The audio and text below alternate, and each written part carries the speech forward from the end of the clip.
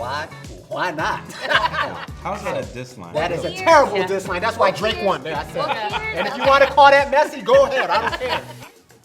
Welcome to another episode of Messy Medicine. We are 4 board-certified physicians, and we are here to combat fake news with scientific and medical evidence. To my left, the lovely Dr. Barbara Joy Jones. To my right, Dr. Jocelyn Slaughter. And to my far right, my guy, Dr. Andrew Jimerson. And I'm Dr. Marc Jean-Gilles. So today's topic, for me, it's a wonder drug. I've never seen a drug positively impact so many lives in a positive manner. We're going to talk about Ozempic, but additionally, we're going to talk about other modalities in medicine aimed towards anti-aging. We'll touch on those as well. But the main one is Ozempic, or what we call GLP-1s, because there's Ozempic, there's Mounjaro, Saxenda, Trulicity, Victoza. Yes. So give us the generic name. But first, Dr. Jones, tell us, what is a GLP-1? Tell us what Ozempic is. Okay, so Ozempic is also known as Wegovy, also known as Rybelsus, but the generic compounded version is actually called semaglutide, or how do other people say it? Semaglutide? Yeah. I'm gonna say semaglutide. That's how I'm gonna say it. Okay, and the other one that's really popular is Mounjaro, also known as Zepbound, also known as tirzepatide. And GLP-1 agonists are basically, we have GLP-1 receptors all in our body. And it's basically it's a metabolic restart for our body. Mm-hmm. It's really helpful. To me, just like you were saying, it is the drug of the century to me besides cannabis, because there is nothing else that is doing what it's doing. So if you actually look in a search bar and you look at GLP-1 with Alzheimer's, GLP-1 with kidney disease, GLP-1 with cardiovascular disease, GLP-1 with anything, it's gonna have positive impact on those things. So when I'm telling my patients who need a better metabolic reset for their body to lose weight, I know that it is also helping with kidneys, it's helping with dementia, it's helping decrease risk of heart attacks and strokes, along with helping you feel better when you lose weight. But the caveat is there's a right and wrong way to do it, and I feel like a majority of America is doing it the wrong way. They think, or y'all think, that you can basically take the shot and that's it. No, there is due diligence, and the due diligence is you have to eat enough protein, so eat a proper diet, and you have to do strength exercising at least twice a week to keep muscle, because muscle is metabolically sound. So these people who are taking this medicine without doing their due diligence, if this is muscle and this is fat, as you take it, it is gonna decrease your appetite, but now you're losing both.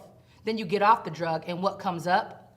Your adipose tissue, your muscle stays down, and now you're just skinny fat. Now you're just, and you're metabolically worse off. You're closer to death, because muscle is metabolically strong. So there's a wrong and right way, and the right way is when you take your medicine to implement the tools of exercising with strength exercising and to eat enough protein. For our audience, because we like to, keep terms simple. When we drop like a medical jargon, we need to explain what it is. So explain to them what metabolically strong means. So metabolically strong means that the body is able to communicate and that you're burning certain types of, so like if you eat something, that your body is able to break down the sugar or the glucose, but then after that has been used, it's stored properly, that you're able to go into your own deep store freezer and break down your own fat so that you use that as energy. So basically the body's ability to switch back and forth, that if I've eaten, I know how to utilize what I've eaten, store what I need to, get rid of what I need to, or once that's done and I'm in a fasting time when you're asleep or you haven't eaten, that your body actually has the capability to go into your deep store freezers and break down your own fat. So basically, your body becomes more efficient. Maintaining health, circadian rhythm, hormones, everything is just more efficient. Yes. Got it. And muscle is good for that. Excellent. So yes, strength training is important. It helps burn calories. It is the strongest. Muscle is what you need. Yep. Got it. You have a question, Jocelyn? I have a messy question for everybody. Go for it. Okay. Uh-oh, here we go. Messy question. So for all of my doctors, we're talking about Ozempic, we're talking about, semaglutide. when we're trying to figure out what other people are doing, we're looking at celebrities, and there was a rumor started by, Kendrick Lamar or something about Drake. Yeah. And that Drake was on Ozempic. So I'm just gonna poll the physicians on the table. If you think that this is real or fake, that Drake was on Ozempic. Okay, so I'm gonna start down here. Let me know, do you think it's real or fake? Do you think that Drake was on Ozempic or not? I think that Drake is on Ozempic. Why? Just everybody and their mama on it, so he must be on it too. I think it's real, and I agree with her. And why? Why not? Well, I'm gonna say I think it's fake because I think that Drake probably has great trainers and chefs and stuff. I think that he probably doesn't need, he's probably like got all the great people in the world making his food and making him get up and exercise. So Bless your heart. I think it's fake. It's wrong. Okay. I think it's messy. I think the whole topic, the whole question, I agree with you, is messy because the thing about it is, who cares? Like, I mean, if he's on it, if he's not on it, does it matter? I mean, because I think some of the celebrities like Rick Ross and came after him, why and they like body shaming him. So I think when you have something like that going on, then it makes other people feel self-conscious about going on it, and that might be something that saves their life. And so it's like when you're polarized, like when you're doing that, then I think overall people, they're a little hesitant to say that they want to get on it.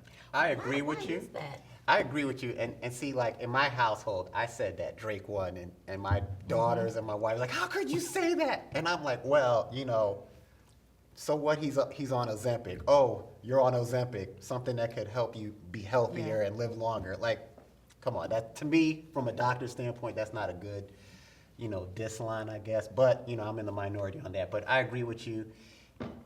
Like I said, I led off saying that I've never seen a medication change so many lives for the better. I mean, I got family members on it.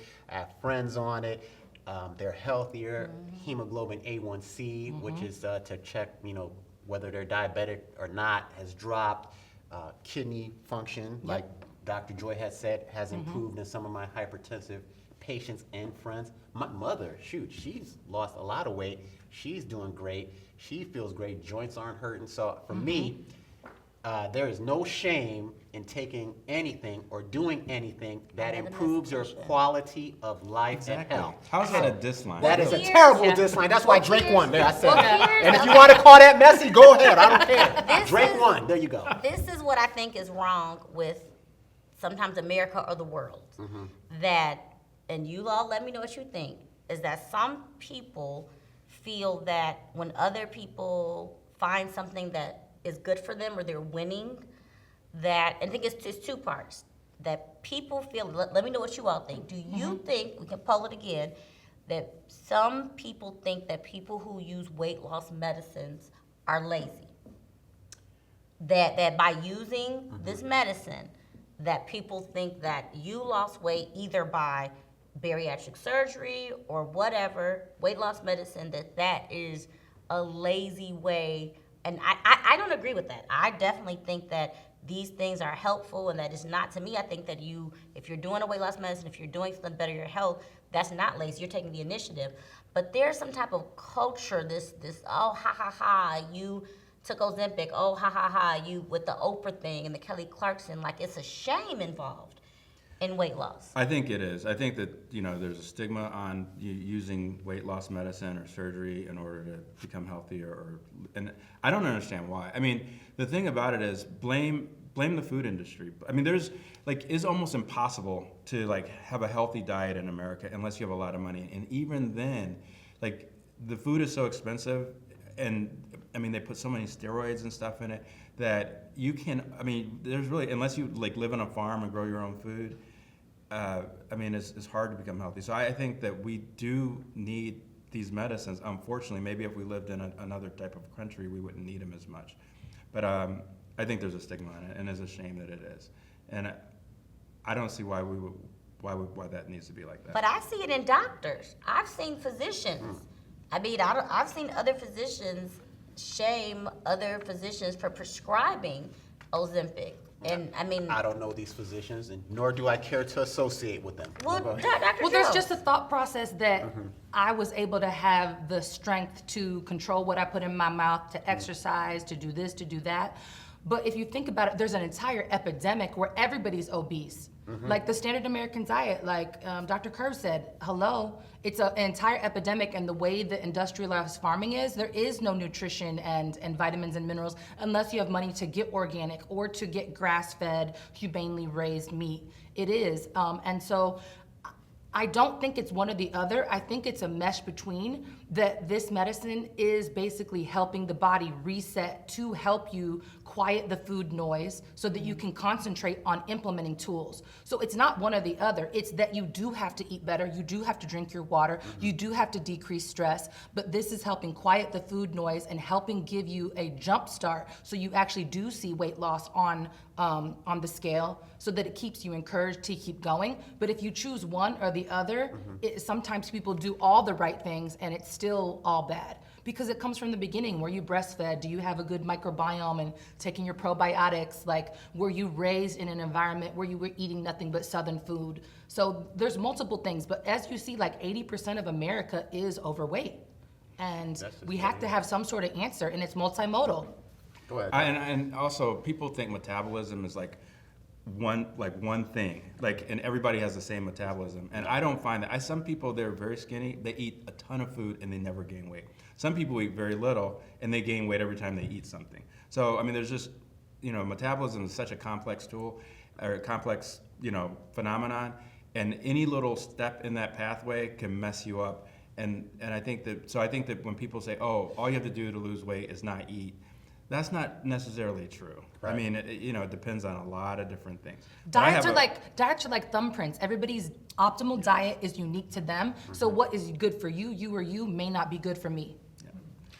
Well, I got another messy question for y'all. Go for it. Since we're saying that these medicines are improving kidney health, right? Oh, your kidneys are going to be better now. Less dialysis. They're helping you lose weight. Could this medicine cripple the bariatric surgery industry, the dialysis, like some of these chronic illnesses that are such a huge portion of healthcare? That if everybody is getting healthier, could that cripple some of these industries which make up a huge portion of our healthcare? I do think that that's why we're vilifying the drug, because if people are getting slimmer, more metabolically healthy, more muscle, decreasing chronic kidney disease, decreasing cardiovascular risk, and all that stuff, what other medications are we not on? What dialysis are we not on? I even have a patient who has elephantiasis where she couldn't even put her ankles in shoes, and now she's wearing shoes on the semaglutide. That's an anecdotal evidence of one that I see, but I know that that's one life changed. Right. I mean, I agree. I think the optimal goal of medicine is to have patients not require medicine, right? Not require pharmaceuticals. So, sure, I mean, if everybody's on it, if we can make the United States of America weigh less, eliminate obesity, yeah, it's a fact. You get rid of obesity, you're going to get rid of a lot of hypertension, a lot of heart disease, a lot of diabetes, a lot of Alzheimer's. No bariatric surgery will be needed, and no dialysis, if I said that already. So, I don't know if it's going to cripple it right away, but I mean, we would like to see less and less, dialysis, less and less. Who is we? I would say the majority of physicians and the majority of Americans, they would want to see that. And my comment is, I agree that I think like Big Pharma, they probably do not like this drug. No. They are vilifying it. But Lipitor don't like this. right, because and it is going to cripple. I think for the most part, people go into medicine, like doctors, for altruistic reasons. Like I don't think we necessarily go into it for money, because most of the time we could make more money doing other things. Right. But we're kind of doing it for other reasons. But I think that our industry is controlled by Big Pharma and everybody in profit. Yes. And so they don't want to make. I mean, you're going to cripple hospitals. I mean, all the drugs, everything that the money. And I think that they are vilifying it, and I think that is a big part of the problem. And that's why, like, these medications, you know, they're not covered for everybody. Yeah. You know, last I checked, for me to prescribe a patient Ozempic or Mounjaro for their insurance to cover it, you know, they had to be diabetic and obese. I think that might have changed, but look, there's a lot of people who don't. A lot of prior auths, a lot of peer-to-peers, a lot of effort administratively that is exhausting, so that they try to get the physicians to not prescribe it. Right. So, and I got another thing and we all, most of us, we own our own practices, and a lot of us offer health insurance. So if you're a patient and you're wondering, well, why can't I get this approved by my insurance? So there is lots of caveats to this. So first, to get one of these medications approved, most insurances want you to have a medical problem, like insulin resistance, diabetes, or something like that. If you don't have a medical problem, some insurance companies will pay for you just for weight loss, if you're obese just by itself. But in order for your insurance to do that, your policy has to have what's called an obesity rider on it. And in order to have an obesity rider, your employer has to have that as part of your package. And most employers, unless you have a huge employer like, you know, the state of Georgia, or or whatever it is, that employer has to have that as part of his package, and it's a more expensive package. So, you know, I'm an employer, but we only have, you know, a small amount of employees. We can't get an obesity rider. You can't even get an obesity rider if you don't have a certain amount of employees. So it's not that, you know, easy. Well, why doesn't my insurance pay for it? Why doesn't this? And then when you're in a small company, you actually pay more for your insurance than you're in a bigger company. So it is just, it's very difficult to get these medications, and so many people end up not getting them in the brand pharmacy, but getting them in these compounding pharmacies and in these other types of pharmacies. Right. So in short, you know, what Jocelyn is saying is that we will prescribe it if you have insurance, but your insurance company will then say, what's the reason? And then we have to fight with them. And a lot of times, Ain't nobody got time for that. they're not. We lose. We lose, and they're not trying to pay for it. For me, I don't take insurance, and I have I prescribe the drug because I need people to lose weight to have the surgery. Yeah. And so what I would tell people is, don't let insurance control what you have going on with your body. You know, get the medication if you need it, lose the weight, decrease all your comorbidities, and in the long run, I mean, it's just worth it. Like, if you're going to spend money going out, getting a nice steak and stuff, take that money and do something, for your body. You gotta, nutrition, high protein diet. I don't know if do you think that they should be on a higher protein diet, or what do you think? Yes, I always tell my patients that you should take your goal weight, which for a lot of my women is 150 pounds, and divide that by 3. So I need you eating 50 grams of protein 3 times a day. Right. So I would talk nutrition real quick too. Essentially, like if you're talking about 1,500 calories per day. Is that what you're speaking? I don't necessarily calorie restrict, but the calories that you do eat have to be high quality protein, good fat, vegetables first, and maybe 2 fruits. Okay, so let's delve into like how GLP works. So, go ahead, tell us like the mechanisms, like essentially what Slowing it your does. gut. It slows your It gut slows down. Yeah. your absorption. Insulin sensitivity, and it actually decreases. It makes you fuller faster and decreases gut motility. So the food that you do eat, it has a slower transit, so you're fuller quicker. So some of the symptoms that if you're on Ozempic, some of the symptoms you can get is you will feel full. You may not have a bowel movement Constipation. as normal because again your whole GI tract just slows down. But that's what helps you not want to eat. The top 2 things that I see that are common would be nausea and a little bit of fatigue. So I tell my patients you can take your shot at night so that if you are a little bit nauseous or a little bit more tired, you're actually asleep during that time period. So for our patients who don't know the dosage, like how do you tell your patients? Let's all go over how we tell our patients to take it. Go ahead. Yeah, so I mean, I have a whole regimen, but the one thing I would say, and I want to just comment, also I think eating slower, like chewing your food, taking longer, That's right. that'll decrease the amount of bloating. And then also I wanted to say one other caveat, because I'm a surgeon. I mean, you guys are surgeons too, but what I'm saying is that when my patients come in, sometimes they have to be off of Ozempic for like 6 weeks. Because That was 2. Because what happens is that food can just stick in the stomach, and so when they're intubating, you know, you can aspirate. So that's just something that Right. you guys want to think about. Yeah, and that's absolutely with surgery. I think that before people would sometimes not even tell people that they were on Ozempic, and in our hospital, I'm one of the chairs of the departments, and so the anesthesia team, see, people often forget to tell people that they're on Ozempic. It's like, oh yeah, I'm not, or not Ozempic, semaglutide or semaglutide, and so we have to delay surgery because of that, because their gastric emptying is much slower. And I'm seeing a lot of women actually try to lose weight for fertility because, you know, IVF and fertility is a big deal. So all you women who go into fertility treatments, when you're trying to conceive, you have to be off the medicine for 8 weeks before you try to conceive. So let's talk side effects. Well, first dosing. You know, again, I think we Graduated. We're gonna have a graduated dose. It's a weekly dose. You can be on it for as long as needed. That's the benefit of this medication. Again, we talked about the antioxidant effects, the just overall health improvement. Yeah, because I'm seeing that.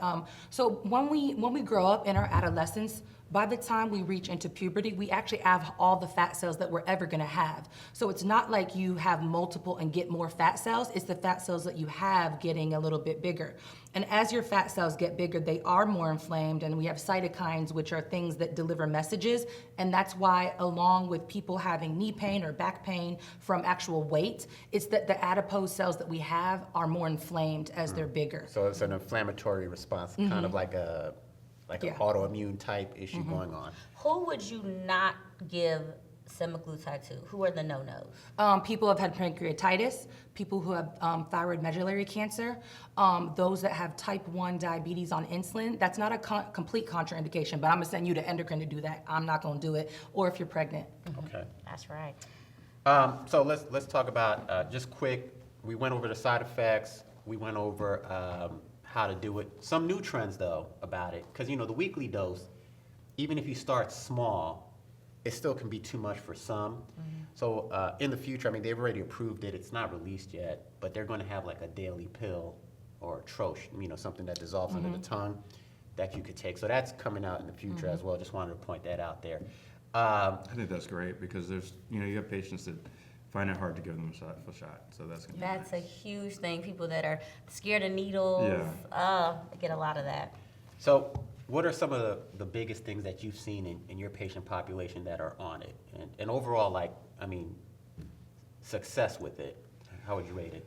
So the biggest thing I've seen is that some people don't lose weight on Ozempic. I don't know exactly why, then, you know, but the biggest thing I see in plastic surgery is that some people get a little smaller than they want to initially. They look a little more like emaciated, if you will.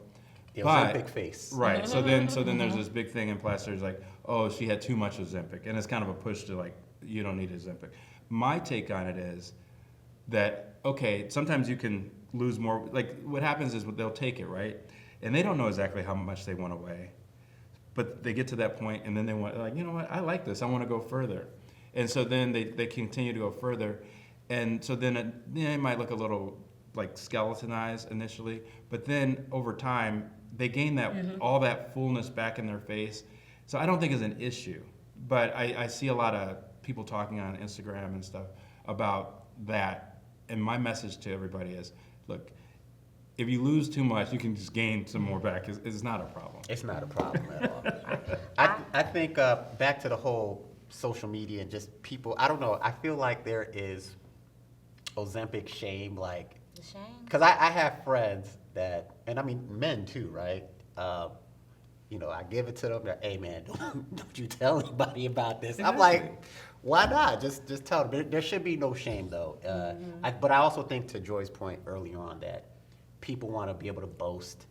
Yeah, I did this on my own. But hey, we know We did it without know Ozempic, on and we did it without Dr. Curves. Yeah. No, you Right. didn't. Right, people look, and one of the things I also noticed when you say what are the best things that I've noticed in my patients, I've noticed great weight loss, but also my patients have realized that they just aren't so dependent on food.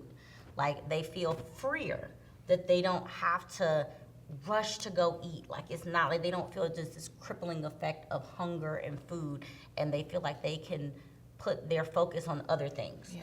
And Because so, food noise is really associated with emotions, like, oh, I got a promotion, let's go out to eat, and let me have a beer, and let me have ice cream, or I'm sad, I lost my job. Same thing, it's always associated with Stress, food. yeah. There's impulse, stress, happiness, there's so much that's connected to food, and so these medications are actually helping decrease food noise so that you're not thinking about it, so that you eat out of sustenance out of needing food to live versus it being so emotionally attached.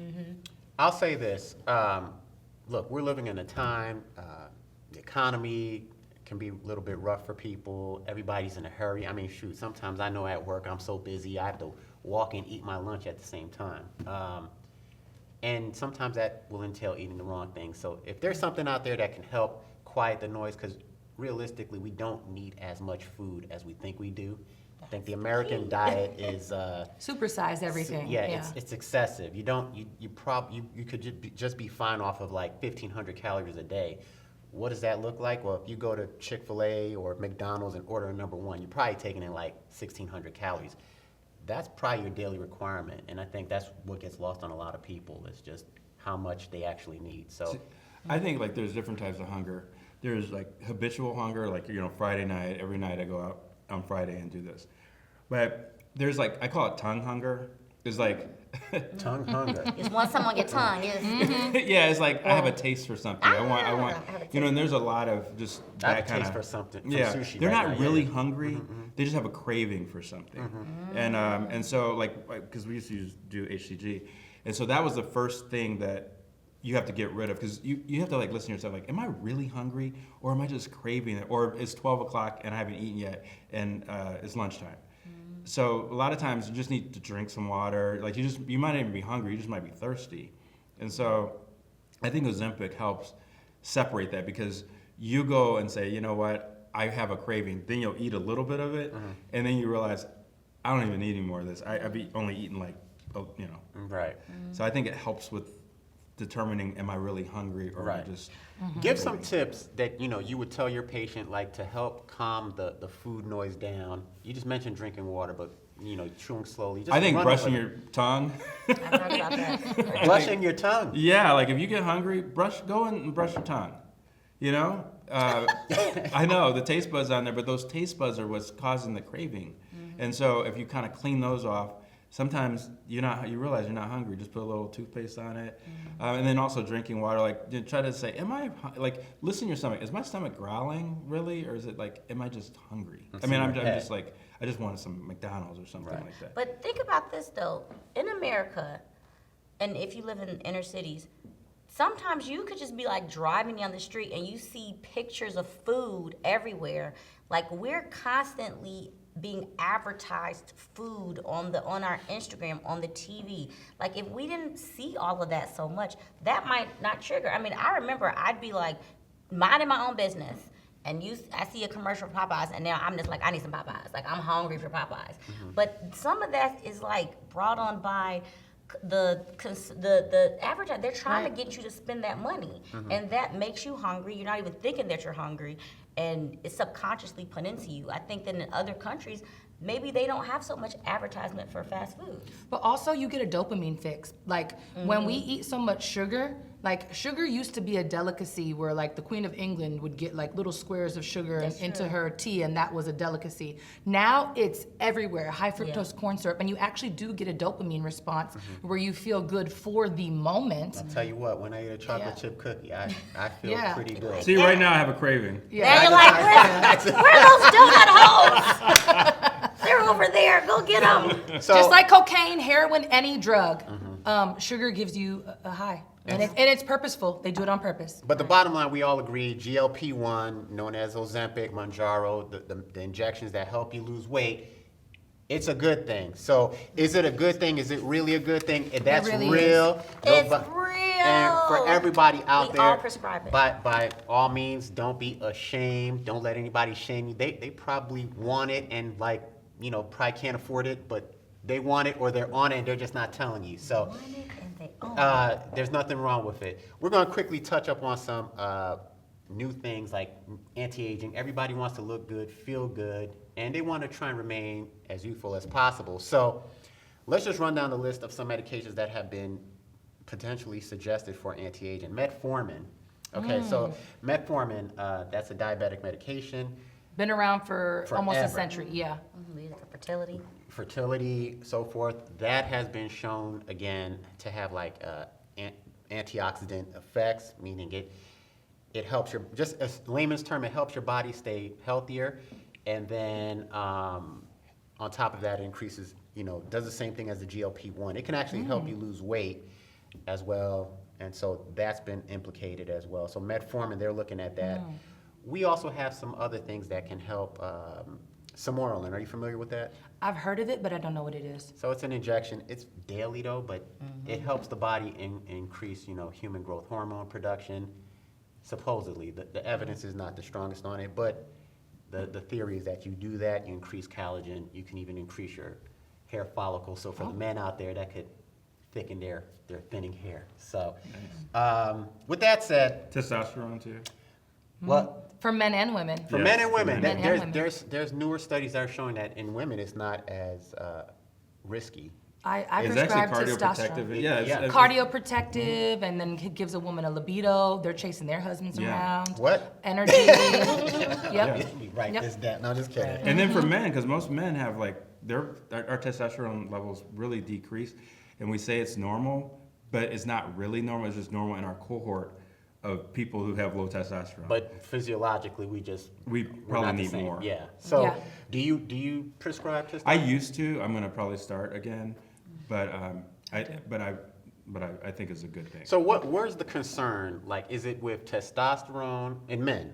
Is it with testosterone or is it with human growth hormones? Because everybody's, you hear about these athletes with big hearts and hypertrophy. Actually, testosterone is cardio and neuroprotective. But what you're talking about is that you can increase your cells. So some people have increased hemoglobin and hematocrit when they're on it. So I just tell them to go donate blood. Right. Because And then, yeah. you can basically thicken your blood. So to Thicken your speak. blood, Yeah, that's yep. what I do. I do give testosterone to my female patients, a small dose, and also estrogen pellets. It also makes them feel better. Yeah. Yes, Their cloudy husbands will brain like goes them, away. yeah. They're able to get muscle mass. They're better in the bedroom. Yeah. Absolutely. So There's a lot of things you can do to make yourself feel better, but it needs to be done under the watch of a physician. Absolutely. Yes. And that's the whole thing. These are all things you could do. You might be able to buy them off the internet, but they need to be done with a physician prescribing them, which we all can do. At this table. at the end of the day, what our audience needs to understand is that we are essentially one big supercomputer, and there's lock and keys that can open up effects, and medicine does that. So we can improve our health, improve our youth, and improve our looks, right? Hey. And we're gonna keep doing it until AI takes over. That's not too far from That's now. on the next episode. That's all right. That's another episode of Messy Medicine. We hope you enjoyed it. If you have any questions, please drop a comment and also make sure to subscribe. Till next time. all right. All right.